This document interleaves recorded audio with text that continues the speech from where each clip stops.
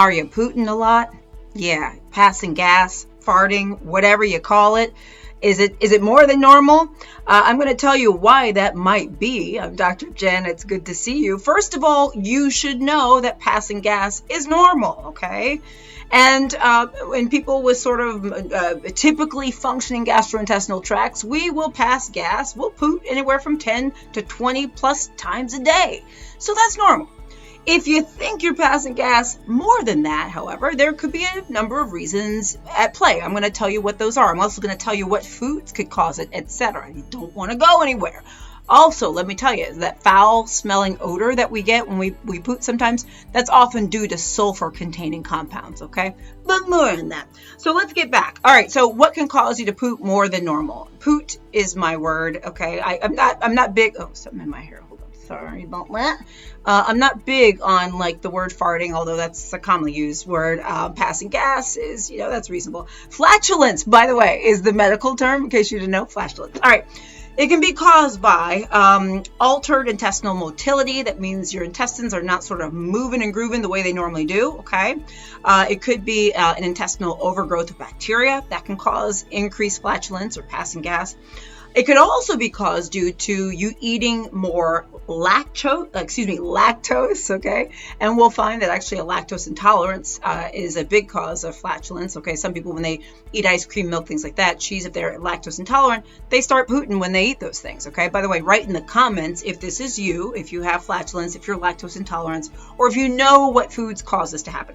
But it can also be due to an increased intake of other foods, things like fructose, sorbitol, undigestible starches, and fruits. And you're probably saying, what is that? All right, some fruits that have this. I have a list because I wanted to make sure I got it right. Undigestible starches and fruits. Well, there are some fruits that can definitely cause this. Apples, bananas, pears, raisins, apricots, peaches, prunes even. There are other fruits as well. But those are some of the fruits that could give you the poots, okay? But it's not just fruits. Increased intake in veggies, and some veggies in particular can do it. Asparagus, by the way, asparagus can make your urine smell funny too. I have a whole video about that. I'm going to link that here, so make sure you check that out. But broccoli and cabbage. Okay, I'm not going to insert myself in here personally, but I will just tell you that I'm fully aware that broccoli and cabbage do it for some people. Cauliflower, celery, corn, onions, potatoes, rutabaga, turnips, yes. And there are other vegetables as well. Okay, so some veggies do it. Beans. Now, I think a lot of people know that beans, like an increased intake of beans, or sometimes beans, period, just do it. So we know about that. But carbonated drinks. I am one that drinks carbonated drinks. For years, I drank a lot of carbonated water, okay?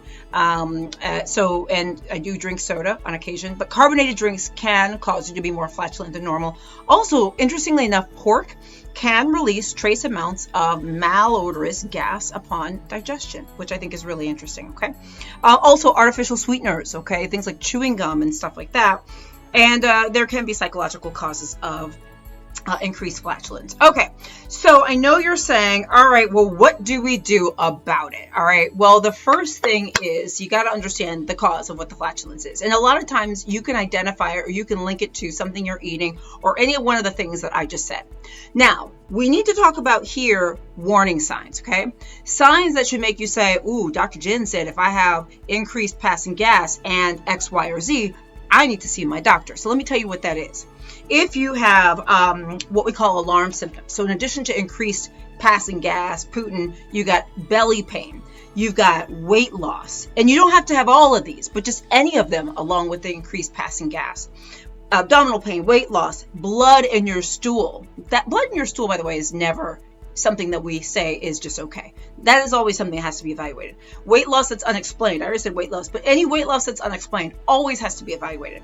Fever, diarrhea, fatty stools. So if you look at the toilet and your stools look fatty, that needs to be looked at, okay? Vomiting. Those are some what we call warning signs. If that happens along with increased Putin and passing gas, you got to see your doctor right away, because you're likely going to need an endoscopy. You're going to need to be looked at to see what's going on. What's going on? Do you have some underlying medical condition? Yada, yada, blah, blah, blah. Okay? Now, let's go back, though, to treatments assuming that you don't have these alarm symptoms, okay? Well, the first thing would be to cut out some of the offending foods, assuming that you can identify that, okay? And if you're not sure, you can start by cutting out some of the common offenders: beans, onions, Brussels sprouts, cabbage, broccoli, wheat, potatoes, many of the things I said earlier in terms of veggies and fruits. Now, I want you to eat a healthy, well-balanced diet. I get it. It's a slippery slope, right? You're trying to eat healthy, but you also try not to poot all day. But you could probably have to experiment a lot with that. So it would be removing the offending agent. Now, the next thing you could do is something called a low FODMAPs diet, okay? That stands for fermentable oligosaccharides, disaccharides, monosaccharides, and polyols, okay? That's a whole diet. You want to talk to a nutritionist, talk to your GI doctor about that, okay? But the foods, you can see, is a big part of this.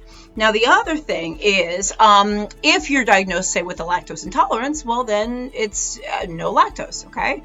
If you have an underlying condition that's diagnosed, like celiac or something like that, that would have to be treated. If you had a bacterial overgrowth, that would need to be treated as well.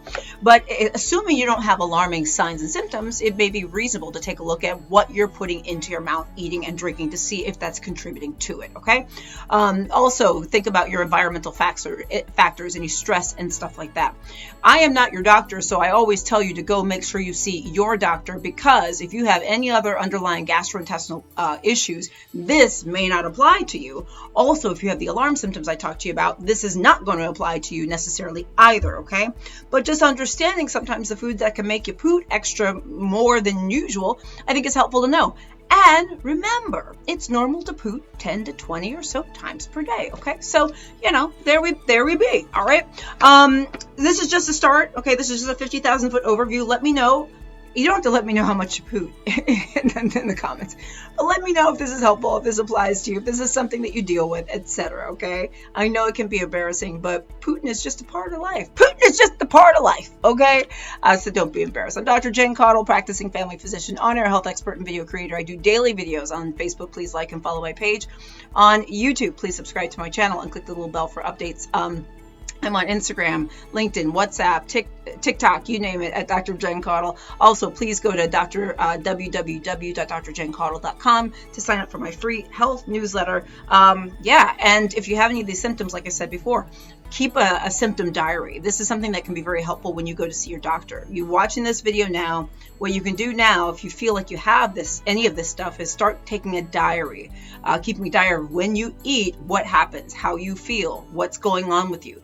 That way, when you go into your doctor's office, you literally can be like, hey, I saw this video of this girl, Dr. Jen, this is what she said, but this is when I have these symptoms. This is what I'm eating. This is what's going on. This is what my stool's like, etc.